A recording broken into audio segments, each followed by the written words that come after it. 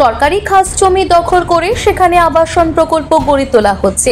এমনই অভিযোগে সরব হয়ে জেলা প্রশাসন এবং নগর নিগমের দ্বারস্থ হলেন আসানসোল নগর নিগমের পৌরপিতা সৌরভ মাঝি। পশ্চিম বর্ধমানের কুলটি বিধানসভার 102 নম্বর ওয়ার্ডের অধীন ছোট ধেমো এলাকায় বেশ কিছু রায়তি জমি কিনে তার উপর একটি আবাসন প্রকল্প গড়ে তুলছে একটি বেসরকারি আবাসন নির্মাণকারী সংস্থা। আসানসোল নগর নিগমের 102 নম্বর ওয়ার্ডের তৃণমূল পৌরপিতা সৌরভ মাঝি বলেন, ওই আবাসন প্রকল্পটি প্রায় 10 বিঘা জমির ওপর নির্মাণ করা হচ্ছে, কিন্তু এই আবাসন প্রকল্প পুরোটাই রায়তি জমির ওপর হচ্ছে না। এখানে প্রায় 2 থেকে 2.5 বিঘা সরকারি খাস জমি ওই প্রকল্পের মধ্যে ঢুকিয়ে নেওয়া হয়েছে। সরকারি খাস জমি দখল করে কেন ব্যবসায়িক ভিত্তিতে ব্যবহার করা হবে, এই প্রশ্ন তুলে সৌরভবাবু ইতিমধ্যে বিষয়টি কুলটি ব্লক ভূমি এবং ভূমি রাজস্ব দপ্তর, আসানসোল নগর নিগম সহ প্রশাসনিক বেশ কয়েকটি দপ্তরে লিখিত অভিযোগ জানিয়েছেন। সৌরভবাবুর আরও অভিযোগ, ওই আবাসন প্রকল্পটি একটি জলা জমির ওপর গড়ে তোলা হচ্ছে। আগামী দিনে যারা এই প্রকল্পে নির্মিত বাড়ি বা ফ্ল্যাট কিনবেন তারা যথেষ্ট সমস্যায় পড়তে পারেন, কারণ জলা জমির ওপর কোনো আবাসন প্রকল্প তৈরি হলে তার স্থায়িত্ব নিয়ে প্রশ্ন থেকেই যায়। সুতরাং আগামী দিনে এই প্রকল্পের বাড়ি বা ফ্ল্যাট কিনবেন যারা, তারা এই বিষয়গুলির ওপরেও যেন নজর রাখেন বলে জানান তিনি। এদিকে সৌরভবাবুর লিখিত অভিযোগ পেয়েই নড়ে চড়ে বসেছে ভূমি এবং ভূমি রাজস্ব দপ্তর। বুধবার সংশ্লিষ্ট দপ্তর থেকে আধিকারিক বৃন্দ এই প্রকল্প স্থলে পৌঁছে জমিটি মাপঝোপ করেন। ভূমি দপ্তর সংস্থার রাজস্ব আধিকারিক দেবব্রত চট্টরাজ বলেন, প্রাথমিকভাবে জমিটি মাপ করে যেটুকু বোঝা গেল তাতে ওই প্রকল্প স্থলের যে সীমানা প্রাচীর হচ্ছে সেটি খাস জমির ওপর তৈরি হয়েছে, তবে এদিন চূড়ান্তভাবে মাপ করা সম্ভব হয়নি। পরবর্তীকালে ফের ওই জমিটি খুবই ভালোভাবে মাপ করে তবেই বলা সম্ভব হবে এই প্রকল্পে কতখানি খাস জমি ঢুকে আছে। এই জমি দখলের বিষয়ে কুলটির বিজেপি বিধায়ক ডক্টর অজয় পোদ্দার বলেন, জমি মাফিয়ারা একেবারে লুটমার শুরু করে দিয়েছে। যারা প্রতিরোধ করতে পারবেন না সেই সব গরিব লোকের জমি জোর করে দখল করে 10 গুণ 20 গুণ 100 গুণ বেশি দামে তা বিক্রি করছে মাফিয়ারা। শুধু কুলটি নয়, এই লুঠের রাজত্ব সারা রাজ্য জুড়ে চলছে বলে মন্তব্য করেন বিধায়ক। তিনি বলেন, সরকারের জমি এভাবে বেহাত হয়ে যাওয়ার বিরুদ্ধে তারা বৃহত্তর আন্দোলন শুরু করবেন। যদিও এই জমি দখলের বিষয়ে আসানসোল নগর নিগমের মেয়র এবং বারাবণীর বিধায়ক বিধান উপাধ্যায়কে প্রশ্ন করা হলে তিনি বলেন, অভিযোগ পাওয়ার পরেই তৎক্ষণাৎ ব্যবস্থা নেওয়ার জন্য ভূমি এবং ভূমি রাজস্ব দপ্তরকে জানানো হয়েছে। খুব শীঘ্রই এই বিষয়ে চূড়ান্ত সিদ্ধান্ত সামনে আসবে। জমি দখলের এই ঘটনাটিকে ঘিরে এলাকায় রয়েছে চাপা উত্তেজনা। বেআইনিভাবে জমি দখলের অভিযোগ আপনাকে অভিযোগ জানিয়েছেন, কি তার বিরুদ্ধে কি অভিযোগ রয়েছে? আমি আমার এখানে কাউন্সিলর এই ওয়ার্ডের আমি জিতে এসেছি প্রায় 3 বছর হলো, এবং ওনাদের প্রজেক্টটা প্রায় আমার কাউন্সিলর হওয়ার আগের থেকে প্রজেক্ট। আমি যতটুকু দেখেছি, আমার সামনে একটা আগের বছর একটা বৃষ্টির ভালো প্রকোপ হয়েছিল, ওটা পশ্চিমবঙ্গে সেই তার প্রকোপটা হয়েছিল। সেই বৃষ্টির সময় দেখেছি পুরো প্রজেক্টটা জলাভূমির ওপর তৈরি, পুরো প্রজেক্টটাই, এবং সঙ্গে ওনারা সরকারি ভেস্টেড ল্যান্ড দখল করে এখানে কনস্ট্রাকশন করছেন। এবং 714 আপনার 714, তারপর 649 বাটা 796, এই প্রায় 2 থেকে 2.5 বিঘা জমি সরকারি জমি ওরা দখল করেছে এবং তার উপর কনস্ট্রাকশন করছেন।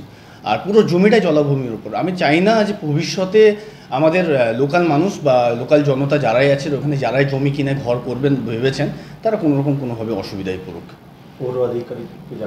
আমি এই ব্যাপারটা আমি আমার কর্পোরেশনের আমাদের মেয়র সাহেব ওনাকে জানিয়েছি এবং ওনাকে চিঠি দিয়েছি, এবং অসংখ্য ধন্যবাদ জানাই আপনার মাধ্যমে মেয়র সাহেবকেও যে উনি অলরেডি ইনভেস্টিগেশন শুরু করেছেন, এবং কর্পোরেশন থেকে যে সব ইঞ্জিনিয়াররা, অ্যাসিস্ট্যান্ট ইঞ্জিনিয়ার রয়েছেন, ওনারা অলরেডি ইনভেস্টিগেশন শুরু করেছেন।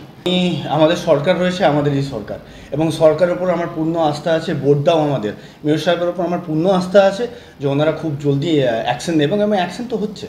অ্যাকশন হচ্ছে না তা নয়, কর্পোরেশনও বসে নেই এবং প্রশাসনও বসে নেই। যে আমি আমার ঘর, এবং কর্পোরেশন যেহেতু আমার ঘর, আমি আমার ঘরকে জানিয়েছি। আমি বিএলআরও, আমার এডিএম, সরকারি আমলা যে পশ্চিম বর্ধমানে রয়েছেন তাকে জানিয়েছি। ওনাদের কাছ থেকে সদুত্তর যখন আমি পাচ্ছি তখন আমি ওয়েট করব, এবং ওনাদের কাছে যদি সদুত্তর না পাই আমি আমার নিশ্চয়ই মাননীয় মুখ্যমন্ত্রীর কাছে পৌঁছাবো। কতক্ষণ আমি দিব? আচ্ছা, কী হয়েছে না হয়েছে বিএলও স্যার ওনাদেরকে বললাম যে আপনার বিএলও স্যার দেখেন কি পেলেন, আপনারা কি পেলেন এখন পাইবেন? প্রাথমিক মনে হচ্ছে যে 5টা 714 উপর করেছে প্রাথমিকভাবে, যেটা মনে হচ্ছে। আর যেটা অফিস না,